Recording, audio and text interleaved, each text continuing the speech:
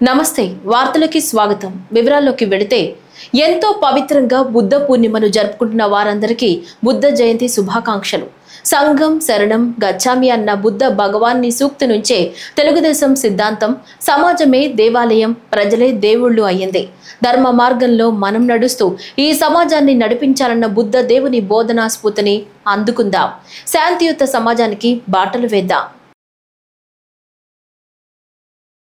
వైద్య రంగంలో నర్సుల సేవలు ప్రశంసనీయమని ఉప ముఖ్యమంత్రి పవన్ కళ్యాణ్ కితాబిచ్చారు. అంతర్జాతీయ నర్సుల దినోత్సవం సందర్భంగా పిఠాపురం నియోజకవర్గంకు చెందిన స్టాఫ్ నర్సులు ఉప ముఖ్యమంత్రిని మంగళగిరి జనసేన కార్యాలయంలో ఈ రోజు కలిశారు. ఈ సందర్భంగా నర్సులను శాలువతో సన్మానించారు. అనంతరం పవన్ కళ్యాణ్ మాట్లాడుతూ ఎంతో మంది రోగుల ప్రాణాలు కాపాడుతున్న నర్సుల సేవలను వెలకట్టలేమన్నారు. తన కుమారుడు మార్క్ శంకర్ ప్రమాదానికి గురైనప్పుడు ఆసుపత్రిలో ఉన్న సమయంలో అక్కడ నర్సులు అందించిన సేవలు మర్చిపోలేమన్నారు.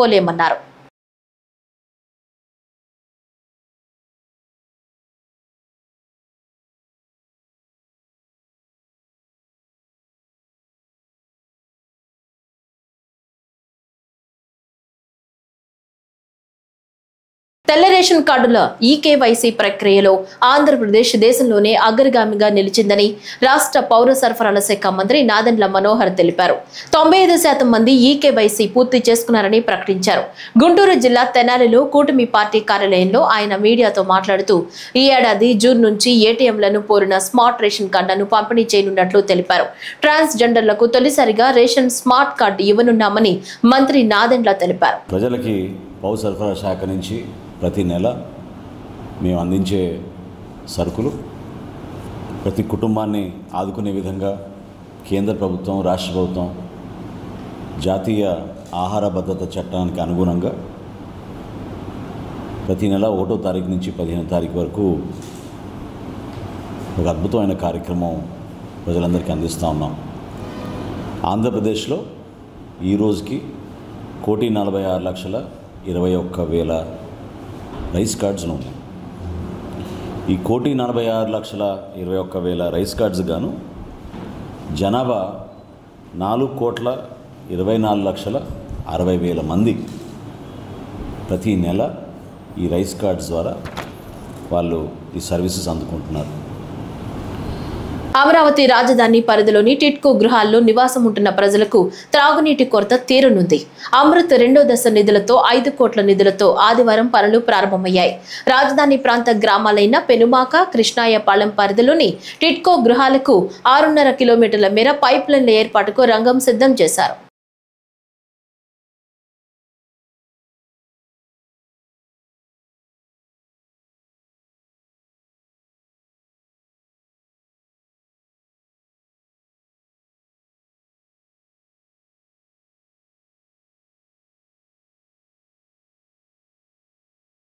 తిరుమల శ్రీ వెంకటేశ్వర స్వామి వారిని పలువురు ప్రముఖులు ఈ రోజు దర్శించుకున్నారు.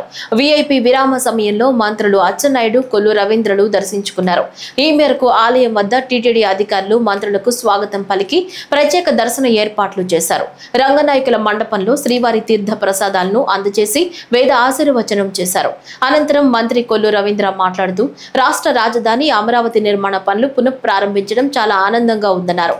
నిర్మాణానికి కావలసిన 60,000 కోట్ల రూపాయల నిధులు తెచ్చుకునే దిశగా ప్రభుత్వం పనిచేస్తుందని తెలిపారు. రాష్ట్రాభివృద్ధికి కృషి చేస్తున్న సీఎం చంద్రబాబుకు స్వామి ఆశీస్సులు నిండుగా ఉండాలని స్వామివారిని కోరుకున్నట్లు తెలిపారు.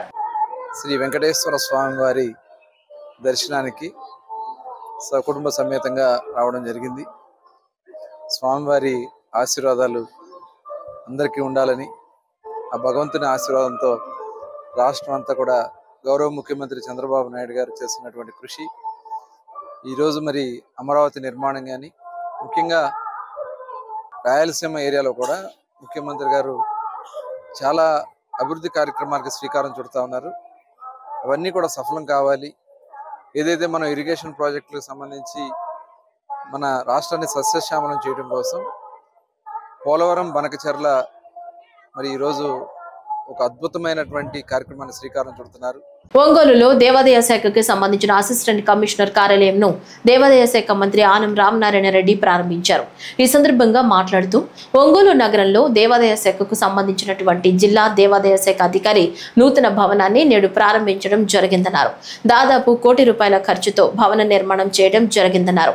ప్రతి జిల్లాలో ఒక దేవాదాయ శాఖ కార్యాలయం ప్రారంభం చేయాలనేది కూటమి ప్రభుత్వం యొక్క నిర్ణయమని, దేవాదాయ శాఖకు సంబంధించి సొంత భవనం ప్రతి జిల్లాలో ఉండాలి అనేది చంద్రబాబు నాయుడు నిర్ణయమని అన్నారు. ఈ మధ్యలోనే నెల్లూరులో ఒక కార్యాలయం ప్రారంభించడం జరిగిందన్నారు. ధూప దీప నైవేద్యాల కింద గత ప్రభుత్వ హయాంలో 5,000 ఉంటే నెలకు మా కూటమి ప్రభుత్వంలో దాదాపు 5,600 దేవాలయాలకు నెలకు ₹10,000 ఇవ్వడం జరుగుతుందన్నారు. మరొక 300 ఆలయాలకు ప్రతిపాదనలు వచ్చాయి, వాటికి కూడా పరిశీలిస్తున్నామన్నారు.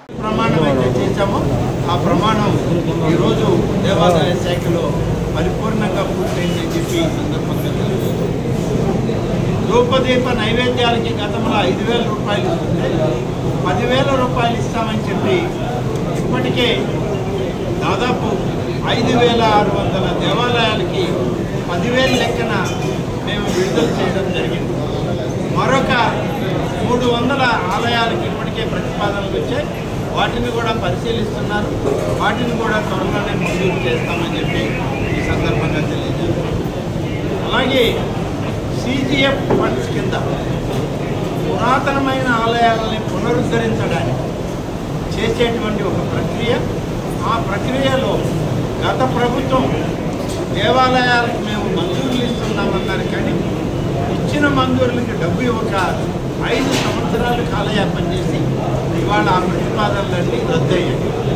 కొత్తగా ఇప్పుడు వచ్చినటువంటి రాష్ట్రంలో శాసనసభ్యులు, పార్లమెంటు సభ్యులు ఎవరైతే వారి నియోజకవర్గ పరిధిలో ఆలయాలు ఉన్నాయో వాటిని పునర్నిర్మాణానికి ఏవైతే ఆవశ్యకతలు ఉన్నాయో వాటన్నింటినీ కూడా వాళ్ళ ప్రతిపాదనలు తీసుకొని ఆ ప్రతిపాదనల్ని పూర్తిగా ఇంజనీరింగ్ అధికారులతో మాట్లాడాక వచ్చేటువంటి స్థానికంగా ఒక్కొక్క ప్రాంతంలో ఒక్కొక్క రకమైనటువంటి కాంట్రిబ్యూషన్ ఉంది. ఆ కాంట్రిబ్యూషన్లో ఇప్పుడు రాయలసీమ జిల్లాల్లో 20% ఉంది, ఉత్తర ఆంధ్రాలో 20% ఉంది, ఏజెన్సీ ఏరియాల్లో 10% ఉంది. మిగిలినటువంటి ప్రాంతాల్లో 33% స్థానికంగా ప్రజలు లేదా ప్రజాప్రతినిధులు దానికి సంబంధించినటువంటి మ్యాచింగ్ గ్రాంట్ ఇచ్చినట్లయితే మిగిలినటువంటి మొత్తాన్ని దేవాదాయ శాఖ కామన్ ఇచ్చి దాన్ని ధార్మిక పరిషత్ సంస్థ ద్వారా నిధులు విడుదల చేయడానికి ఏర్పాటు చేశారు.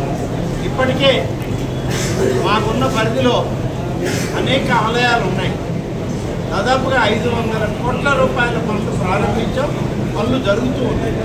ఈ పనులన్నీ ఒకటిగా పూర్తవుతూ ప్రతి సంవత్సరం కూడా 100 నుంచి 150 కోట్ల ఆలయాల పునర్నిర్మాణాన్ని ఖర్చు చేయడానికి ఇవాళ ప్రభుత్వం చర్యలు తీసుకుంది. ఆ విధంగా జరుగుతూ ఉంది. వేద పండితులు ఎవరైతే ఉన్నారో వేదాన్ని అభ్యసించి వాళ్ళకి ఎటువంటి పారితోషికం లేక నిరుద్యోగులుగా ఉన్నారో వాళ్ళకి నిరుద్యోగ సంభావన కింద ఒక్కొక్కరికి ₹3,000 చొప్పున 3 సంవత్సరాల పాటు వాళ్ళకి ఇవ్వడం జరుగుతుంది. అగ్ని ప్రమాదాలపై ప్రతి ఒక్కరూ అవగాహన కలిగి ఉండాలని ఎన్టీఆర్ జిల్లా కలెక్టర్ లక్ష్మీ షా సూచించారు. ఈ రోజు అగ్నిమాపక శాఖ ఆధ్వర్యంలో కలెక్టరేట్లో మాక్ డ్రిల్ నిర్వహించారు. ప్రమాదం జరిగినప్పుడు తీసుకోవాల్సిన జాగ్రత్తలు, నివారణోపాయాలపై సంబంధిత సిబ్బంది వివరించారు. అనంతరం కలెక్టర్ సన్నద్ధత ప్రణాళికను సమీక్షించేందుకు ఇలాంటి మాక్ డ్రిల్స్ దోహదం చేస్తాయన్నారు.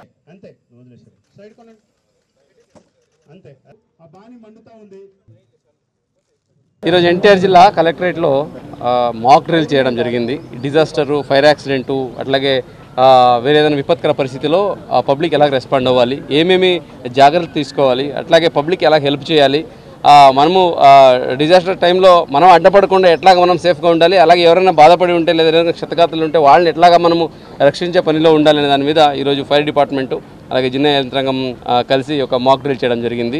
ఫైర్ యాక్సిడెంట్ అయినప్పుడు అక్కడి నుంచి మెసేజ్ రాగానే ఎంత త్వరగా ఆ వెహికల్స్ రావాలి, ఫైర్ ఎక్స్టింగ్విషర్స్ వచ్చిన వెంటనే వాళ్ళకి ఎట్లాంటి స్థలం క్రియేట్ చేయాలి, అట్లాగే అక్కడ ఆల్రెడీ ఎవరైనా డ్యామేజ్ జరిగి ఉంటే, ఎవరికైనా ఇబ్బంది జరిగి ఉంటే వాళ్ళని ఏ ప్రకారం తీసుకొచ్చి మెడికల్ ఎయిడ్ ఇప్పించాలి, వాళ్ళని తీసుకెళ్ళిన హాస్పిటల్కి, దాని మీద అంతా ఇక్కడ డెమో చేయడం జరిగింది. ఇదే కాకుండా ఈ ఫైర్ యాక్సిడెంట్ ఇంట్లో జరుగుతుంటుంది, హోటల్లో, పబ్లిక్ ప్లేసెస్లో, టెంపుల్లో ఎక్కడైనా జరుగుతుంటే దానికి ఎలా రెస్పాండ్ చేయాలని దాని మీద చాలా క్లియర్గా ఫైర్ డిపార్ట్మెంట్ అధికారులు ఎక్స్ప్లెయిన్ చేయడం జరిగింది. సో ఈ కార్యక్రమం ముఖ్యంగా ప్రజల్ని సిద్ధంగా పెట్టడానికి, ఏదైనా విపత్కర పరిస్థితి వస్తే, ఏదైనా డిజాస్టర్ ఏదైనా కావచ్చు, ఫ్లడ్ కావచ్చు, లేదా ఫైర్ యాక్సిడెంట్ కావచ్చు, ఫైర్ కావచ్చు, లేదా ఏదైనా యాక్సిడెంట్, పిడుగులు పడవచ్చు, ఏమైనా కూడా పబ్లిక్ రెడీగా ఉండాలి. పబ్లిక్ రెడీగా ఉండాలంటే అఫీషియల్స్ ఫస్ట్ వాళ్ళు రెడీగా ఉండాలి. బికాజ్ ఏ విపత్కర పరిస్థితి వచ్చినా కూడా ఫస్ట్ ఆఫీసర్ని డ్రాఫ్ట్ చేస్తాం మనం. అఫీషియల్స్ని వెళ్ళండి అని డ్యూటీ వేసేస్తాం, వెంటనే కాల్ సెంటర్ పెడతాం.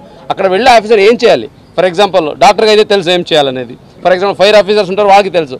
కానీ ఒక అగ్రికల్చర్ ఆఫీసర్కి, లేదా ఒక వెటర్నరీ ఆఫీసర్కి, లేదా ఒక ఇండస్ట్రీ ఆఫీసర్కి, ప్రతి ఒక్కరికి ప్రతి దాని మీద అవగాహన ఉండాలి. డిజాస్టర్కి వెళ్ళినప్పుడు ఏ ఆఫీసర్ అయినా సో వాళ్ళు డిజాస్టర్ రెస్క్యూ ఆఫీసర్గా ఉంటారు కాబట్టి సో వాళ్ళకి ప్రతి ఒక్కటి అవగాహన ఉండాలి. దాని మీద దృష్టి పెట్టి ఈ మాక్ డ్రిల్ చేయడం జరిగింది. దీనికి చాలా చక్కగా నిర్వహించారు ఫైర్ డిపార్ట్మెంట్ వాళ్ళు. అన్ని రకాలుగా పరికరాలు తీసుకొచ్చి ఏ ప్రకారంగా మనకు విపత్కర పరిస్థితులు, యాక్సిడెంట్ అయితే, రోడ్ యాక్సిడెంట్ అయితే ఎట్లాగా, అలాగే ఎక్కడైనా మనుషులు ఇరుక్కపోతే ఐరన్ రాడ్స్ అన్ని ఉంటే ఏం చేయాలని మీద చాలా చక్కగా డెమాన్స్ట్రేషన్ ఇచ్చారు. దీని ద్వారా జిల్లా ప్రజలకి అలాగే అధికారులందరికీ నా రిక్వెస్ట్ ఏంటంటే, విపత్కర పరిస్థితిలో ప్యానిక్ అవ్వడం సర్వసామాన్యం, కానీ ప్యానిక్ అవ్వకుండా ఆలోచించితే మనము లైఫ్ని సేవ్ చేయొచ్చు. కాబట్టి ఆ ఆలోచించే మనసుని తీసుకోవడానికి మాక్ డ్రిల్ పెట్టడం జరిగింది. అధికారులందరికీ చాలా చక్కగా అర్థమైంది. వాళ్ళు ఆల్రెడీ లాస్ట్ ఇయర్ ఫ్లడ్లో చాలా చక్కగా అందరూ ఇన్వాల్వ్ అయ్యి ఉన్నారు. వాళ్ళకి ప్రోత్సహిస్తూ ఇంకా వాళ్ళ స్కిల్ సెట్ని ఇంప్రూవ్ చేయడానికి మాక్ డ్రిల్ చేయడం జరిగింది. దీనికి సహకరించిన ప్రతి ఒక్కరికి, ముఖ్యంగా కవర్ చేయడానికి వచ్చిన ప్రతి ఒక్క మీడియా మిత్రులకి ధన్యవాదాలు కూడా తెలియజేసుకుంటున్నాను. ఎందుకంటే పబ్లిక్ కూడా తెలియాలి ఇది మనము ఈ డిజాస్టర్ టైంలో ఎలా రెస్పాండ్ చేయాలి.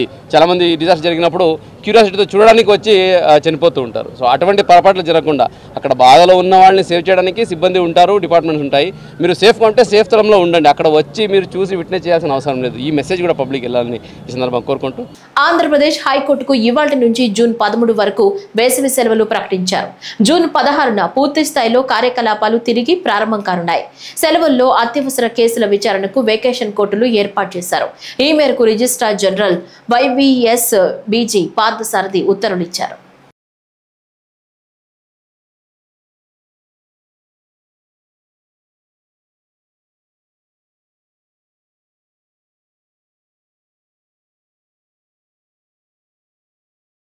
శ్రీశైలం భ్రమరామ మల్లికార్జున స్వామి అమ్మవార్లను రాష్ట్ర ఆర్థిక శాఖ మంత్రి పయ్యావుల కేశవ్ దంపతులు దర్శించుకున్నారు. దర్శనార్థం ఆలయ రాజగోపురం వద్దకు చేరుకున్న మంత్రి దంపతులకు ఆలయ ఈవో, అర్చకులు ఆలయ మర్యాదలతో స్వాగతం పలికారు. అనంతరం శ్రీ స్వామి అమ్మవార్లకు ప్రత్యేక పూజలు నిర్వహించారు. దర్శనం అనంతరం అమ్మవారి ఆశీర్వచన మండపంలో ఆలయ వేద పండితులు వేద ఆశీర్వచనం చేయగా ఈవో శ్రీ స్వామి అమ్మవార్ల చిత్రపటం, తీర్థ ప్రసాదాలు అందజేశారు.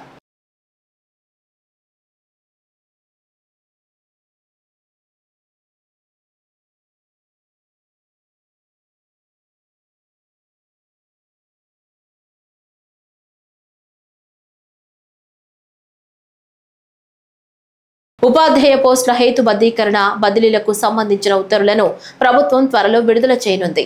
రాష్ట్రంలో బదిలీల చట్టం ప్రకారం మొదటిసారి ఈ ప్రక్రియ నిర్వహించనున్నారు. ఈ చట్టాన్ని సవాల్ చేస్తూ కొంతమంది అంధ ఉపాధ్యాయులు హైకోర్టును ఆశ్రయించగా స్టేటస్ కో విధించింది. దీంతో ఆ పోస్టులను మినహాయించి బదిలీల ప్రక్రియ పూర్తి చేయాలని విద్యాశాఖ భావిస్తోంది.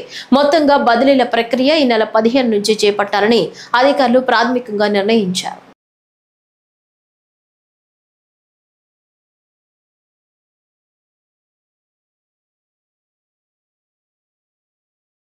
ఇంటర్మీడియట్ అడ్వాన్స్డ్ సప్లిమెంటరీ పరీక్షలు ఇవాళ నుంచి ప్రారంభం కానున్నాయి. ఈ పరీక్షలు ఈ నెల 20 వరకు జరగనున్నాయి.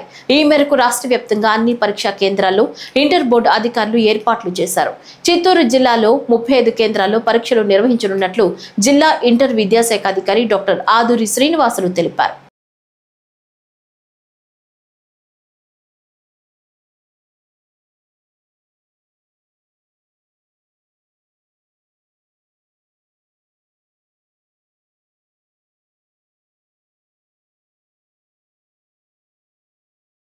కర్నూలు నగరంలోని రద్దీ ప్రాంతాల్లో పోలీసులు విస్తృత తనిఖీలు చేపట్టారు. అనుమానాస్పద వ్యక్తులను అదుపులోకి తీసుకుని విచారిస్తున్నారు. డీఎస్పీ ఆధ్వర్యంలో రైల్వే స్టేషన్, బస్టాండ్లో బాంబు, డాగ్ స్క్వాడ్ బృందాలతో తనిఖీ చేశారు. ఈ తనిఖీల వల్ల సామాన్య ప్రజలు భయపడాల్సిన అవసరం లేదన్నారు. కర్నూలు టౌన్లోని బస్టాండు మరియు రైల్వే స్టేషన్ అన్ని ప్లేసుల్లో కూడా ప్రత్యేకంగా ఎక్స్టెన్సివ్గా అందరు ఫోర్స్ అంతా టౌన్లో ఉన్న ఆఫీసర్స్ అందరూ కలిసి ఈ వెహికల్ చెక్కింగ్స్, తర్వాత అట్లాగే ఈ బ్యాగ్స్, తర్వాత లగేజ్లు, అనుమానాస్పద వ్యక్తుల కోసం బస్టాండ్స్ మీద రైల్వే స్టేషన్లో ఫోకస్ చేయడం జరిగింది. దాంట్లో స్పెషల్ పార్టీలు, తర్వాత డాగ్ స్క్వాడ్ కూడా, తర్వాత బాంబు డిస్పోజల్ స్క్వాడ్, అన్ని రకాల మొత్తం ఉన్న గారి పోలీస్ దగ్గర ఉన్న అన్ని సౌకర్యాలతో ఇక్కడ చేయడం జరిగింది. దీంట్లో ఆర్టీసీ డిపార్ట్మెంట్ యొక్క ఆఫీసర్లను, రైల్వే స్టేషన్ అధికారులతో కూడా చర్చించేసి, తర్వాత క్లోక్ రూమ్స్, ప్రధానంగా ప్యాసింజర్లు ఎవరైతే అనుమానాస్పదంగా ఉంటారో అనుమానాస్పదమైన వస్తువులు కానీ వాళ్ళ బ్యాగులు కానీ ఏమైనా ఉంటే కూడా చెక్ చేయడం జరిగింది. ఇదంతా బ్యాక్గ్రౌండ్ అందరికీ తెలిసిన విషయమే. రాష్ట్ర వ్యాప్తంగా ఉన్న ఉద్రిక్తతలు దాని దృష్ట్యా కర్నూలు టౌన్ యొక్క సేఫ్టీ అండ్ సెక్యూరిటీ పర్టికులర్గా ప్రజల యొక్క వాళ్ళ యొక్క రక్షణ నిమిత్తం అనేసి ఈ విధంగా చెక్ చేయడం జరిగింది. తిరుచానూరు శ్రీ పద్మావతి అమ్మవారి వార్షిక వసంతోత్సవాలు ఘనంగా ప్రారంభమయ్యాయి. వసంతోత్సవాల్లో భాగంగా స్నపన తిరుమంజనాన్ని నిన్న రాత్రి నిర్వహించారు. ఇందులో భాగంగా పసుపు, కుంకుమ, పాలు, పెరుగు, తేనె, చందనం, కొబ్బరి నీళ్లతో అభిషేకం చేశారు. వసంతోత్సవం కారణంగా ఆదివారం కళ్యాణం, సహస్ర దీపాలంకార సేవలు రద్దయ్యాయి.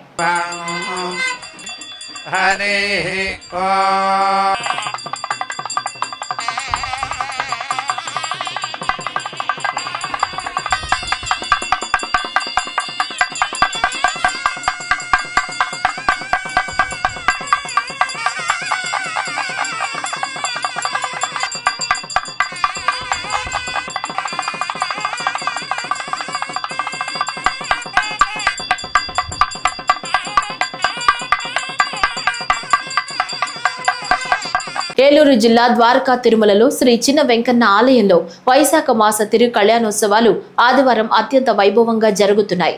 ఈ సందర్భంగా ఆదివారం శ్రీనివాసుని ఉత్సవ మూర్తులకు పూజలు నిర్వహించారు. ఆలయ ప్రధాన అర్చకులు పెద్దింటి జగన్నాథాచార్యులు ఆధ్వర్యంలో వేద పండితులు శాస్త్రోక్తంగా నిర్వహించారు.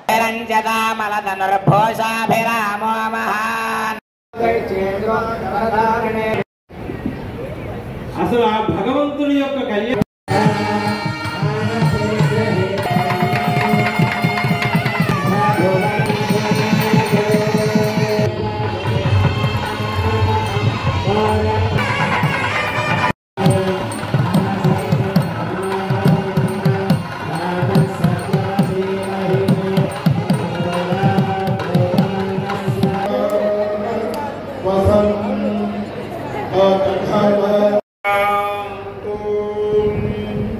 గత 5 ఏళ్లలో కాలువల్లో పూడిక పనులు చేయకపోవడంతో సాగునీటికి ఇబ్బందులు తలెత్తాయని రాష్ట్ర జలవనరుల శాఖ మంత్రి డాక్టర్ నిమ్మల రామానాయుడు తెలిపారు. పశ్చిమ గోదావరి జిల్లా యలమంచిలి మండలం కొంతేరులో ఆకులవాణి గరువు చీమలకూడు బ్రాంచ్ కెనాల్పై గ్రావెల్ రహదారి పనులు, చీమలకూడు బ్రాంచ్ ఛానల్, సీసీ వాల్ తో పాటు మరికొన్ని పనులకు మంత్రి శంకుస్థాపనలు చేశారు. ఈ సందర్భంగా మంత్రి మాట్లాడుతూ కూటమి ప్రభుత్వం అధికారంలోకి రాగానే వ్యవసాయానికి అవసరమైన పనులను చేపట్టిందన్నారు. 94 లక్షల రూపాయల అభివృద్ధి పనులకు ఈ రోజు శంకుస్థాపనలు చేసుకోవడం జరిగింది. తేరు గ్రామానికి సంబంధించి చేమలకోడు బ్రాంచ్ ఛానల్ సంబంధించినటువంటి గ్రావెల్ రోడ్డుకి 9 లక్షల రూపాయలు. ఈ రోడ్డు మీద మోకాళ్ళ లోతు బురదలో వెళ్ళేటువంటి పరిస్థితి నుంచి తప్పించారని చెప్పి వీళ్ళు ఎంతో ఆనందంగా, సంతోషంగా ఆ రైతులు చెప్తున్నటువంటి పరిస్థితి మనందరం కూడా చూసి, బ్రాంచ్ ఛానల్ ఉండడం వల్ల ఆ రోడ్డు దిగిపోతూ ఉంటే మళ్ళీ ఈరోజు 93 లక్షల రూపాయలు పెట్టి మళ్ళీ మనం సీసీ వాల్ నిర్మాణం చేస్తూ ఉన్నాం. సీసీ రోడ్డు వేసింది మనమే, ఆ సీసీ రోడ్డు కృంగిపోకుండా మళ్ళీ దానికి సీసీ వాల్ కూడా నిర్మాణం చేసేది మనమే. మధ్యలో 5 సంవత్సరాలు వైసీపీ చేసింది 0. అంటే దగ్గర 40 లక్షల రూపాయలు ఈ కాజ మేజర్ డ్రైన్ మీద మనం గ్రావెల్ రహదారి వేస్తూ ఉన్నాం. ఇది రైతాంగానికి, అదేవిధంగా అక్కడ ఉన్నటువంటి నివసించే ప్రజలకు కూడా ఎంతో ఉపయోగపడుతుంది. బిల్లులు ఇవ్వడానికి కూడా పంచాయతీల దగ్గర డబ్బులు లేకుండా చేసినటువంటి పరిస్థితి, దుస్థితి ఆ రోజునటువంటి జగన్మోహన్ రెడ్డి పాలనలో మనందరం చూసి. జగన్ ప్రభుత్వ హయాంలో జరిగిన లిక్కర్ స్కామ్ వ్యవహారం రాష్ట్ర వ్యాప్తంగా సంచలనం సృష్టించింది. ఈ వ్యవహారంపై మాజీ ఎంపీ, వైసీపీ నేత కేశినేని నాని చేస్తున్న ఆరోపణలపై టీడీపీ సీనియర్ నేత, మాజీ ఎమ్మెల్సీ బుద్దా వెంకన్న మరోసారి మండిపడ్డారు. ఆదివారం విజయవాడలో బుద్దా వెంకన్న విలేకరులతో మాట్లాడుతూ కేశినేని నాని వంటి విషపురుగు పార్టీలో ఉండకూడదనే సీఎం నారా చంద్రబాబు నాయుడు దూరం పెట్టారన్నారు. కేశినేని నాని వంటి వారికి సీఎం చంద్రబాబు రాజకీయ భిక్ష పెట్టారని గుర్తు చేశారు.